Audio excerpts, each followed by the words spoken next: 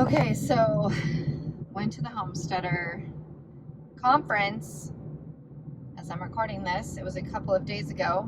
I swear, it is just the absolute craziest time of life right now with ball getting going and me just not yet being in ball mode. But went to the women's homesteading conference and for sure felt like, when you're just sitting in your seat and you know that God is telling you something and you're just like so anxious to just like stand up or run or be like, okay, I get it.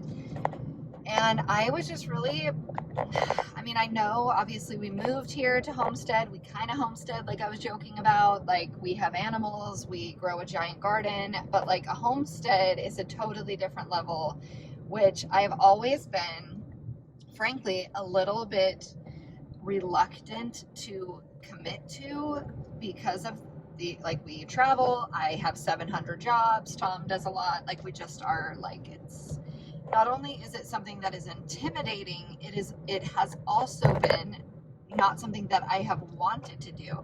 And I say that because of course I desire the results of a homestead, which is to say like most of my food being grown at my house, or security of knowing where my food comes from, knowing that I have enough food, knowing that I have clean and healthy, antibiotic, chemical-free food, all of the things, the ways that I want to eat, all of that is super intriguing and appealing.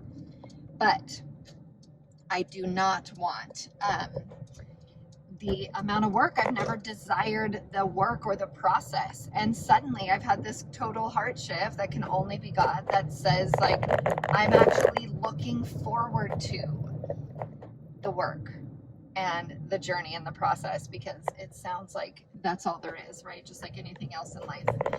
It's not about the destination, it's about the journey. Same with homesteading. So all that to say, I bought a book that's like a textbook, and I'm excited about it, and I'm like anxious to already be going, but I'm having to constantly be like, okay, Lord, show me what is the first thing that I do? What is the next step that I can take? Because now I see why they had a women's homesteading conference, because the only way any of this will ever get done is if a woman decides and then makes a plan and then works the plan. Otherwise, no homestead will ever get taken off the ground. Unless there's like some very specific type of male personality I've never met. But I laughed as I got there and started to realize, no wonder they just left the men out of this one. They were like, if it's gonna happen, women gotta be doing it, and that is the dang truth. So now I'm praying for guidance and knowledge and discernment, but also for what do I need to put down? Where on earth is the time going to come from to do this?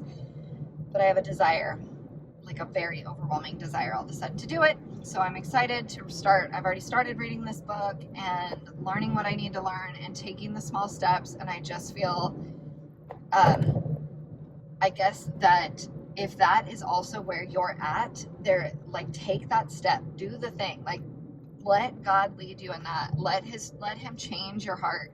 And it's been a journey. We've lived on this farm now for 6 years. So this is the first time I have felt truly the desire to do it. So maybe that will be the story for you also, that first you got to take the step to get to the property, and then the desire for the lifestyle will appear. But obviously I do have a prophetic, like that is my spiritual gifting is in prophecy and prophetic. And Tom and I talk about the spirit of Joseph, and by that I mean Joseph in the Amazing Technicolor Dreamcoat. Like there are a lot of Josephs in the Bible. That Joseph, that God gave him the foresight to know that there were bad times coming in the land, that there was going to be a famine, and that you needed to prepare. Joseph was the OG prepper, right? And he was obedient, just like Noah. I guess Noah would be the OG prepper. God gave him the knowledge and the foresight to say there is going to be a catastrophic change in the world. And I love how the Bible tells us that up until the rain began, everything was going along as normal. Like there were still weddings, and there were still parties, and there was still celebration. Everything was going exactly as it had always gone until the rain started. let us not miss that everything will go exactly as we have experienced it until it isn't, until it doesn't, until everything is different, until there's no going back, until it's too late. And that is, I think, like the fallacy that we live under right now. Now I'm going on a tangent. Is that just because everything has always looked a certain way in our life, that it always will look a certain way in our life. Just because there has always been enough food in the grocery store, there always will be. Just because we've always had $1 does not mean that we always will have $1. That the currency cannot collapse like it is doing currently, all in multiple places all over the world right this minute. And it has always done in history. Currencies collapse, especially every last fiat currency of which we are, and the dollar is a fiat currency.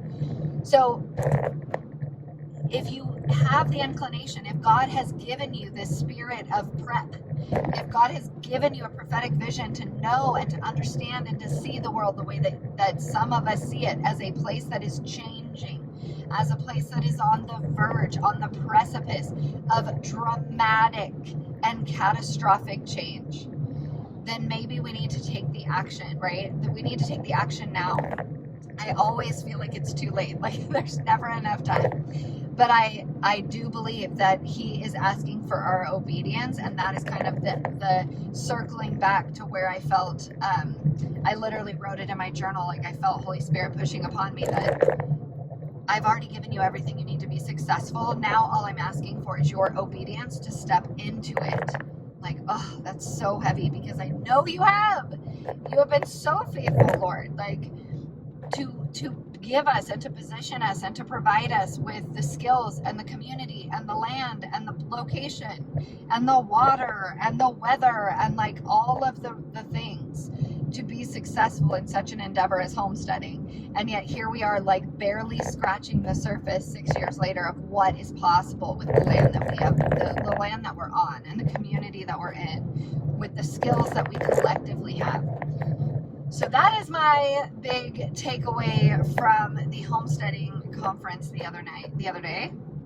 And that is my new kind of pivot focus. And I do believe that's why I have y'all along for this ride, because I don't know if there's a book involved. Obviously I'm a writer, but I know that I'm taking the vlog with me on this, like, this journey that I'm about to endeavor into, which is to become a true homestead, where we are truly self-sustaining 90% of the sense of that word.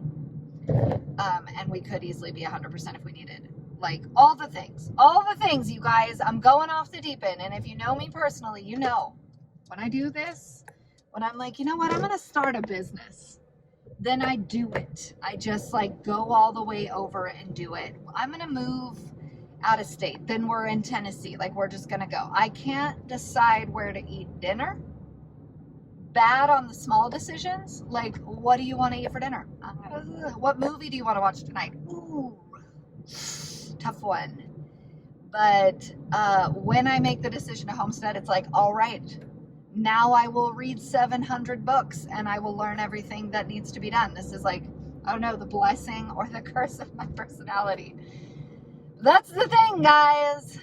So stick around and be sure to subscribe, because things are about to get very hilarious as the girl that does her nails, not currently, but for the holidays, the girl who wears heels and goes on tropical trips to hold meetings with the business that I run, like the least likely candidate for such a lifestyle. My husband used to call me a lady of leisure as a joke, because we watched an Intervention. Y'all remember Intervention on A&E? I just was thinking about that again the other day. Candace Owens did a podcast about that, and it made me think about it. There was a lady who her family called her a lady of leisure, but she was a severe alcoholic, so I feel like that's quite sad. But Tom jokingly, after we watched that episode, would call me a lady of leisure, because I had I had retired myself out of the 9 to 5, so to speak, and I was not yet a mom. So I was not a stay-at-home mom. I was like a stay-at-home wife lady that did as I pleased while I wasn't working my business. I am no longer that lady of leisure. I am a lady of work. I'm a lady of do it all, 17 hats, and do everything that I could possibly do in my own strength. Working on that one. There you go. There's my ramble. Love you.